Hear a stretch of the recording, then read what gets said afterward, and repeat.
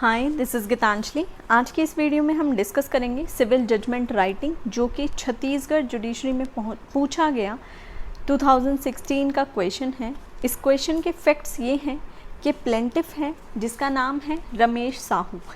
ये जो प्लेंटिफ है ये रहता है तालीबाग रायपुर में। इसने एक सूट फाइल किया है डिफेंडेंट सुरेश के against for specific performance of contract. तो हमें यहाँ ध्यान क्या रखना है कि प्लेंटिफ है रमेश साहू और डिफेंडेंट है सुरेश। प्लेंटिफ के अकॉर्डिंग डिफेंडेंट जो है एक plot number 304 Talibagh measuring 205 square metres का ओनर है। मतलब ये जो प्लॉट है ये डिफेंडेंट का है, जिसपे कि डिफेंडेंट ने एक एग्रीमेंट ऑफ सेल किया था इस प्लेंटिफ के साथ 1 जुलाई 2015 को, जो कि 10 लाख रुपए का किया था। मतलब जो कंसिडरेशन अमाउंट था वो 10 लाख था। प्लेंटिफ ये कहता है कि 5 लाख रुपए एग्रीमेंट के टाइम पर ही एडवांस में पे कर दिए गए थे और बाकी के बचे हुए 5 लाख को अक्टूबर 2015 तक पे करना था। यानी जुलाई में इनका एग्रीमेंट हुआ था, तो बाकी का जो 50% है इन्हें अक्टूबर 2015 में पूरा करना था। जो एग्रीमेंट ऑफ सेल है वो सेम डे पर रजिस्टर्ड हुआ जिस दिन इन्होंने ये एग्रीमेंट बनाया था। प्लेंटिफ के अकॉर्डिंग प्लेंटिफ ने ये जो बचा हुआ 5 लाख रुपए था ये अक्टूबर 3, 2015 को बैंक ड्राफ्ट के थ्रू पे कर दिया था डिफेंडेंट को। जब प्लेंटिफ ने डिफेंडेंट से डिमांड किया कि अब मैं तुम्हें सारे पैसे दे चुका हूँ तो सेल डीड एग्जीक्यूट करवाते हैं, तो डिफेंडेंट ने रिफ्यूज़ कर दिया, मना कर दिया एग्जीक्यूशन के लिए और ऑफ़र किया कि जितना पैसा तुम मुझे दे चुके हो, यानी कि 10 लाख जो तुम मुझे दे चुके हो वो मैं तुम्हें वापस कर दूँगा। पर इस पर प्लेंटिफ एग्री नहीं हुआ। प्लेंटिफ ने एक लीगल नोटिस भिजवाया डिफेंडेंट को अपने एडवोकेट दिनेश कुमार के थ्रू, जो कि वापस आ गया एज रिफ्यूज़ टू एक्सेप्ट। मतलब डिफेंडेंट ने उस लीगल नोटिस को लेने से मना कर दिया।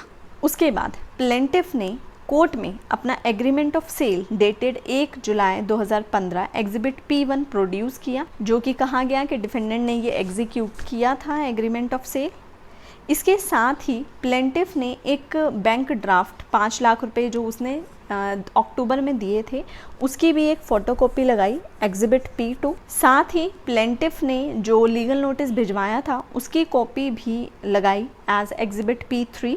उसके बाद ये तो था प्लेंटिफ का कि उसने कोर्ट के सामने अपने आप वो एग्रीमेंट ऑफ सेल की कॉपी लगाई और जो बैंक ड्राफ्ट था उसकी कॉपी लगाई, लीगल नोटिस की कॉपी लगाई। जब डिफेंडेंट की बारी आई तो डिफेंडेंट ने जो 5 लाख की एडवांस पेमेंट थी उसे एक्सेप्ट किया और जो दूसरी इंस्टॉलमेंट थी उसे भी एक्सेप्ट किया, पर जो लीगल नोटिस था उसे इसने एक्सेप्ट नहीं किया कि ऐसा मेरे पास कोई लीगल नोटिस आया था। साथ ही डिफेंडेंट ने ये कहा कोर्ट के सामने कि ये जो प्रॉपर्टी जिस पे ये एग्रीमेंट हुआ था ये इनकी एंसेस्ट्रल प्रॉपर्टी है, जिसमें 2 और अडल्ट सन का हिस्सा है, राइट है। अब तो वो लोग जो हैं वो इस प्रॉपर्टी को बेचने से मना कर रहे हैं, इसलिए सर्कमस्टांस ऐसे चेंज हो गए हैं कि ये पॉसिबल नहीं है स्पेसिफिक परफॉर्मेंस इस कॉन्ट्रैक्ट की एनफोर्स कराना। इसलिए प्लेंटिफ का ये जो सूट है ये डिसमिस होना चाहिए। साथ ही डिफेंडेंट ये भी कहता है कि 10 लाख रुपए जो प्लेंटिफ ने मुझे दिए हैं मैं उन्हें वापस करने के लिए तैयार हूँ। ये तो थे हमारे क्वेश्चन के फैक्ट्स। अब इसे स्टार्ट करते हैं। सेंटर में आप लिखेंगे कैपिटल लेटर्स में द कोर्ट ऑफ, कोर्ट का नाम आएगा, कोर्ट के डेजिग्नेशन सिविल जज फर्स्ट क्लास, डिस्ट्रिक्ट और स्टेट जो कि रायपुर और छत्तीसगढ़ है। उसके बाद आप लिखेंगे इसके नीचे ही ब्रैकेट में प्रिजाइडेड बाय, यहाँ पे जो भी जुडिशियल मैजिस्ट्रेट हैं उनका नाम आएगा। उसके बाद राइट हैंड साइड पर आप लिखेंगे CIS number, civil suit number और डेट ऑफ इंस्टीट्यूशन। देखिए ये एक तरह का फॉर्मेट बनाना हमें ज़रूरी है। अगर एग्ज़ाम में ये सारी चीज़ें मेंशन है कि क्या CIS नंबर है, क्या सूट नंबर है, तो हम उसे यहाँ पे फिल करेंगे, अदरवाइज़ इसे हम ब्लैंक छोड़ देंगे।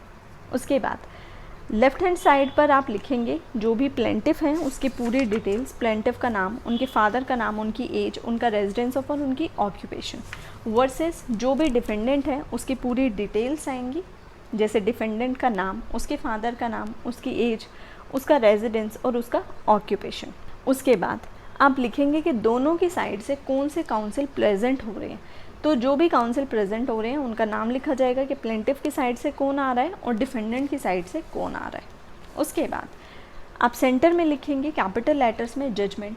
उसके बाद आप लिखेंगे कि किस दिन प्रोनाउंस किया गया। उसके बाद सिविल जजमेंट राइटिंग में जो फर्स्ट के 5 पैराग्राफ्स हैं, यानी पैरा नंबर 1 से लेकर पैरा नंबर 5 तक, ये सभी सिविल जजमेंट में सेम रहता है। पैरा नंबर 1 में आप लिखेंगे कि प्लेंटिफ ने कौन सा सूट फाइल किया, मतलब किस नेचर का सूट फाइल किया है। पैरा नंबर 2 में जो भी एडमिटेड फैक्ट है उसे लिखा जाएगा। पैरा नंबर 3 में जो प्लेंटिफ है उसकी पूरी स्टोरी आएगी। पैरा नंबर 4 में जो डिफेंडेंट है उसकी पूरी स्टोरी आएगी। और पैरा नंबर 5 में दोनों पार्टी की ओरल एग्जामिनेशन करने के बाद कोर्ट ने क्या इशू फ्रेम किए वो इशू लिखे जाएंगे। अब आ जाते हैं पैरा नंबर 1 पे। यहाँ लिखेंगे कि ये सूट इंस्टीट्यूट किया प्लेंटिफ ने डिफेंडेंट के against section 10 of specific relief act में। और इसके बाद हम जहाँ पे भी स्पेसिफिक रिलीफ एक्ट लिखेंगे तो हम वर्ड यूज़ करेंगे SRA। किस लिए सूट फाइल किया? For specific performance of contract regarding sale of plot number 304 जो कि तालीबाग रायपुर में है, जिसकी मेजरमेंट 205 स्क्वायर मीटर्स है। और इसके बाद जब भी हम इस प्रॉपर्टी को मेंशन करेंगे तो हम लिख देंगे suit property for the consideration of, जो कि 10 लाख रुपए के कंसिडरेशन पर हुआ था। उसके बाद पैरा नंबर 2 में हम लिखेंगे कि 5 लाख रुपए। पैरा नंबर 2 में हमें लिखना होता है जो भी एडमिटेड फैक्ट है। तो यहाँ पे डिफेंडेंट ने ये एडमिट किया है कि मैंने प्लेंटिफ से 2 इंस्टॉलमेंट में 10 लाख रुपए रिसीव किए हैं। तो वही चीज़ हम यहाँ लिखेंगे कि 5 लाख रुपए एडवांस और 5 लाख रुपए एज सेकेंड इंस्टॉलमेंट जो प्लेंटिफ ने दी है डिफेंडेंट को एज कंसिडरेशन इस एग्रीमेंट टू सेल के लिए, वो एडमिटेड फैक्ट है इस केस में। पैरा नंबर 3 में हम लिखेंगे प्लेंटिफ की पूरी स्टोरी, जो कि है कि 1 जुलाई 2015 को इन्होंने एक एग्रीमेंट किया डिफेंडेंट के साथ कि वो इस सूट प्रॉपर्टी को परचेज़ करेंगे, जिसका कि डिफेंडेंट ऑनर है 10 लाख रुपए की कंसिडरेशन पे। प्लेंटिफ के अकॉर्डिंग उसने 5 लाख रुपए एग्रीमेंट के टाइम पर ही एडवांस पे कर दिए थे, और जो बाकी के बचे हुए 5 लाख रुपए थे वो उसे अक्टूबर 2015 तक पे करने थे। एग्रीमेंट को उसी दिन रजिस्टर कर दिया गया और प्लेंटिफ ने जो रिमेनिंग अमाउंट था वो बैंक ड्राफ्ट के थ्रू 3 अक्टूबर 2015 को पे कर दिया। जब उसके बाद ये अमाउंट पे करने के बाद जब प्लेंटिफ ने डिमांड किया इस सेल डीड को एग्जीक्यूट करने के लिए, तो डिफेंडेंट ने मना कर दिया और कहा कि जो तुमने मुझे 10 लाख रुपए दिए हैं तो तुम वो वापस ले सकते हो, जिस पर ये प्लेंटिफ एग्री नहीं हुआ। इसलिए प्लेंटिफ ने क्या किया, लीगल नोटिस भिजवाया डिफेंडेंट को अपने एडवोकेट के थ्रू, जो कि वापस आ गया as refusal to accept.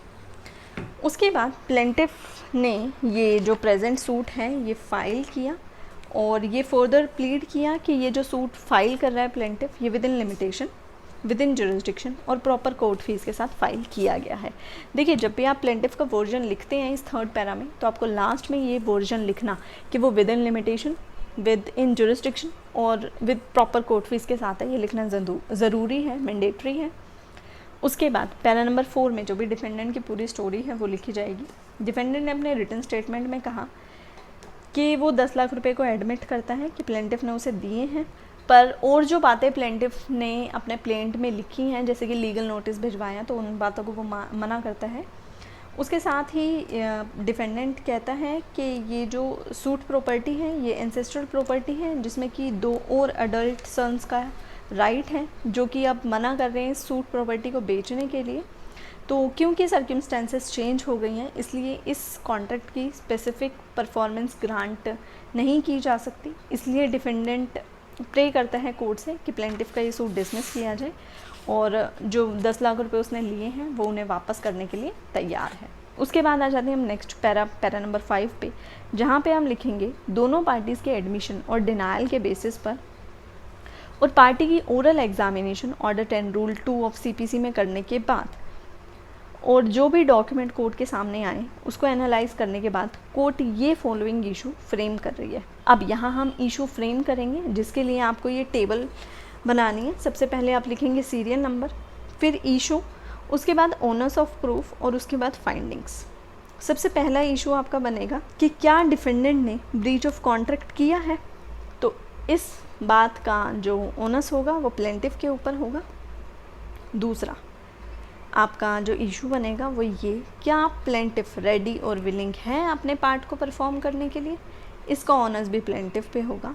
Third issue बनेगा कि क्या प्लेंटिफ एंटाइटल है स्पेसिफिक परफॉर्मेंस के लिए, तो इसका ओनस भी प्लेंटिफ पर होगा। लास्ट हमारा जो इशू होगा वो होगा रिलीफ और कॉस्ट का। देखिए यहाँ पे ये जो हमारा सूट है ये स्पेसिफिक परफॉर्मेंस ऑफ कॉन्ट्रैक्ट का है। तो ये जो हमने इशू फ्रेम किए हैं आप इसको एनालाइज कीजिए। हमने सबसे पहला बनाया कि क्या डिफेंडेंट ने ब्रीच किया है, दूसरा हमने बनाया कि क्या प्लेंटिफ रेडी और विलिंग है, और तीसरा कि क्या प्लेंटिफ एंटाइटल है स्पेसिफिक परफॉर्मेंस के लिए। तो ये जो सीक्वेंस है, पहला हमने लिखना है कि डिफेंडेंट ने ब्रीच किया, दूसरा प्लेंटिफ की रेडीनेस और विलिंगनेस को लिखना है, और तीसरा ये लिखना है कि क्या प्लेंटिफ के लिए स्पेसिफिक परफॉर्मेंस होनी चाहिए या नहीं। तो इनका सीक्वेंस, जब भी स्पेसिफिक परफॉर्मेंस ऑफ कॉन्ट्रैक्ट का आपके सामने सूट आता है और अगर आप उसको डिसाइड करते हो तो ये 3 इशू इसी सीक्वेंस में लिखे जाएंगे। अब यहाँ इशू फ्रेम करने के बाद आप सेंटर में लिखेंगे determination and analysis of issue with reasons. आप जिन जिन इशू को डिसाइड करना चाहते हैं उस इशू को लेकर चलेंगे। चाहे तो आप सारे इशू इकट्ठे डिसाइड कर सकते हैं, चाहे तो एक एक इशू को डिसाइड कर सकते हैं। तो यहाँ हम सबसे पहले स्टार्ट कर रहे हैं इशू नंबर 1 से, जो कि हमारा था कि क्या डिफेंडेंट ने ब्रीच ऑफ कॉन्ट्रैक्ट किया है। तो सबसे पहले हम लिखेंगे section 102 of Indian evidence act के अकॉर्डिंग और मैक्सिम एक्टोरी इनकम्बेंट ओनस प्रोबेंडी के अकॉर्डिंग जो पूरे केस को प्रूव करने का ओनस होगा वो प्लेंटिफ के ऊपर होगा। अपने इस बर्डन को डिस्चार्ज करने के लिए प्लेंटिफ ने सबसे पहले अपने आप को एज PW1 एग्जामिन करवाया और डिपोज किया, मतलब कोर्ट में आकर कहा कि 1 जुलाई 2015 को उसने एग्रीमेंट किया था, जो कि एग्जिबिट P1 है, डिफेंडेंट के साथ सूट प्रॉपर्टी को परचेज़ करने के लिए 10 लाख रुपए में, जिस पे कि उसने 5 लाख रुपए सेम डे पर ही पे कर दिए थे और रिमेनिंग अमाउंट 3 अक्टूबर को बैंक ड्राफ्ट के थ्रू पे कर दिया था। और जो फ़ोटोकॉपी है बैंक ड्राफ्ट की वो उसने प्लेंटिफ ने लगाई है, जो कि है एग्जिबिट P2। जब PW1 ने यानी कि इस प्लेंटिफ ने डिमांड किया डिफेंडेंट से सेल डीड की एग्जीक्यूशन के लिए, तो डिफेंडेंट ने मना कर दिया। ये प्रोसिक्यूशन विटनेस फिर से कोर्ट के आगे ये कहता है कि उसके बाद इसने लीगल नोटिस सर्व करवाया डिफेंडेंट को अपने एडवोकेट दिनेश कुमार के थ्रू। जो लीगल नोटिस है उसकी कॉपी लगाई है साथ में, जो कि है एग्जिबिट P3। जब इसे क्रॉस एग्जामिन किया गया तो ये अनकॉन्ट्रोवर्टेड रहा। देखिए क्वेश्चन में कहीं पे भी क्रॉस एग्जामिनेशन की बात नहीं है, पर जब भी आप ये जजमेंट राइटिंग करेंगे तो यहाँ पे आप लिखेंगे कि ये क्रॉस एग्जामिन किया तो ये अनकॉन्ट्रोवर्टेड रहा। उसके बाद आप नेक्स्ट पैरा में लिखेंगे कि प्रोसिक्यूशन ने अपना नेक्स्ट जो विटनेस है ये दिनेश कुमार जो इनके एडवोकेट थे उनको एग्जामिन करवाया, जो कि आकर कहते हैं कि उन्होंने लीगल नोटिस डिफेंडेंट को भिजवाया, जो कि वापस आया रिटर्न टू एक्सेप्ट। इसी दौरान PW2 कोरोबोरेट करते हैं PW1 की टेस्टिमनी से, और साथ ही इस फैक्ट से कि जो ये लीगल नोटिस है ये वापस आया रिफ्यूज़ टू एक्सेप्ट के डिफेंडेंट ने लेने से मना कर दिया। तो अगर किसी पर्सन को नोटिस भेजा जाए और वो लेने से मना कर दे तो ऑर्डर 5 रूल 9 सब रूल 5 के अकॉर्डिंग ऐसी सर्विस डीम सर्विस मानी जाती है। जब इस PW2 को क्रॉस एग्जामिन किया गया तो ये अनरिबट रहे। उसके बाद लिखेंगे नेक्स्ट पैरा में डिफेंडेंट अपीयर हुआ एज DW1 और कहा कि सूट प्रॉपर्टी जो है वो एंसेस्ट्रल प्रॉपर्टी है, जिसमें कि 2 सन्स इन्वॉल्व हैं जिनका राइट इन्वॉल्व है, जो कि अब इस प्रॉपर्टी को बेचने से मना कर रहे हैं। ये जो DW1 है ये फर्दर कहते हैं कि इन्होंने कोई लीगल नोटिस रिसीव नहीं किया है और ये विलिंग हैं जितना भी अमाउंट इन्होंने प्लेंटिफ से लिया है 10 लाख रुपए उसको वापस करने के लिए। ये भी अपने क्रॉस एग्जामिनेशन में रिबट नहीं होते हैं। उसके बाद अब यहाँ इशू नंबर 1 से रिलेटेड जो भी दोनों पार्टीज़ की एविडेंस थी वो होने के बाद कोर्ट क्या करेगी, अब यहाँ पे जुडिशियल माइंड अप्लाई करते हुए इन दोनों को लॉ के अकॉर्डिंग एनालाइज करेगी। तो हम यहाँ नेक्स्ट पैरा में लिखेंगे जो भी कोर्ट के सामने मैटर ऑफ रिकॉर्ड आया उसको देखते हुए कोर्ट ये कंसीडर करती है कि section 37 of Indian contract act के अकॉर्डिंग ये पार्टीज़ टू द कॉन्ट्रैक्ट की ऑब्लिगेशन है कि या तो वो इस कॉन्ट्रैक्ट को परफॉर्म करें या फिर किसी और से इस कॉन्ट्रैक्ट को परफॉर्म करवाएं, जो भी इनका पार्ट है, जब तक कि उनकी ये परफॉर्मेंस लॉ के अकॉर्डिंग डिस्पेंस विद नहीं हो जाती। मतलब अगर लॉ के अकॉर्डिंग ऐसा है कि ये कॉन्ट्रैक्ट परफॉर्म नहीं हो सकता तो वो बात अलग है। अदरवाइज़ पार्टी को या तो खुद से उस कॉन्ट्रैक्ट को परफॉर्म करना पड़ेगा या फिर उस कॉन्ट्रैक्ट को किसी से परफॉर्म करवाना पड़ेगा। इस प्रेजेंट केस में ये ऑब्लिगेशन है डिफेंस विटनेस 1 की कि वो सेल डीड को एग्जीक्यूट करे, पर उसने ये करने से मना कर दिया है तो उसने ब्रीच ऑफ कॉन्ट्रैक्ट किया है। उसके बाद नेक्स्ट पैरा में हम लिखेंगे कि DW1 ने ये भी अलेज किया था कि ये मैं मना इसलिए कर रहा हूँ क्योंकि 2 अडल्ट सन हैं जो कि मना कर रहे हैं इसको बेचने से, जिसके कारण कि जो सर्कमस्टेंसेस हैं वो चेंज हो गए हैं, इसलिए ये कॉन्ट्रैक्ट अनएनफोर्सिएबल है। मतलब कि क्योंकि वो सन, जो भी एडल्ट सन है वो मना कर रहे हैं, इसलिए ये कॉन्ट्रैक्ट परफॉर्म नहीं हो सकता। इसीलिए अब ये कोर्ट ऑब्जर्व कर रही है कि जो प्रोमिजरी एस्टॉपल का डॉक्ट्रिन है उसके अकॉर्डिंग जो डिफेंडेंट है वो एस्टॉप्ड है कि जो पोजीशन पे उसने कॉन्ट्रैक्ट पहले किया था पोजीशन से अब वो रिट्रैक्ट नहीं हो सकता। मतलब जो बात पहले बोलकर उसने प्लेंटिफ को राज़ी किया था, अब अपनी उस बात से वो पीछे नहीं हट सकता। साथ ही सेक्शन 91 और 92 ऑफ इंडियन एविडेंस एक्ट के अकॉर्डिंग जो डिफेंडेंट है वो डिबार्ड है कि वो कोर्ट के सामने ओरल एविडेंस नहीं दे सकता जो कि रिटन कॉन्ट्रैक्ट के कॉन्ट्रेरी हो, जब तक कि 92 में जो भी प्रोवाइजोज दिए गए हैं उसमें ऐसी कोई सर्कमस्टेंस मेंशन ना हो। यहाँ ये क्या कहना चाहते हैं कि अगर आपने पहले कोई कॉन्ट्रैक्ट किया है, क्योंकि कॉन्ट्रैक्ट रिटन है, तो अब अगर सर्कमस्टेंसेस चेंज हुए हैं तो आप उसको ओरली एविडेंस से चेंज नहीं कर सकते हो। जब तक कि आपको अगर वो चेंज करना है तो आपको डॉक्यूमेंट्री एविडेंस ही कोर्ट के सामने पेश करने होंगे, या फिर आप ओरल तब दे सकते हो जब आप सेक्शन 92 के प्रोवाइजोज में फॉल करते हैं। अब सेक्शन 92, 91 क्या है ये हमने ऑलरेडी डिस्कस किया हुआ है, ये आप एविडेंस एक्ट की प्लेलिस्ट में जाकर देख सकते हैं। साथ ही डिफेंडेंट कोई भी एविडेंस कोर्ट के सामने नहीं लेकर आया जिससे वो ये प्रूव कर पाए कि ये जो प्रॉपर्टी है ये एंसेस्ट्रल प्रॉपर्टी है। ना ही जिन सन्स की ये बात कर रहा है उन सन में से किसी भी सन ने कोई ऑब्जेक्शन रेज नहीं किया है इस ट्रांसफ़र पे, इसलिए जो ये डिफेंस विटनेस 1 है एंटाइटल है कि वो जो सूट प्रॉपर्टी है वो प्लेंटिफ को बेचे। साथ ही इसीलिए डिफेंस विटनेस 1 जो है वो एक कॉम्पिटेंट ट्रांसफरर है अंडर सेक्शन 7 ऑफ TPA। उसके बाद नेक्स्ट पैरा में हम लिखेंगे कंक्लूड क्या करती है कोर्ट को इस इशू पे, तो हम यहाँ लिखेंगे इसीलिए जो भी फैक्ट कोर्ट के सामने प्रूव किए गए हैं उनके अकॉर्डिंग कोर्ट कंक्लूड करती है कि जो डिफेंडेंट का वर्जन है वो टेनेबल नहीं है।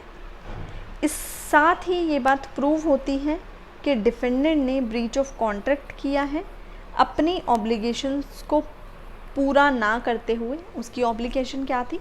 सेल डीड को एग्जीक्यूट करना, जो कि उसने नहीं करी।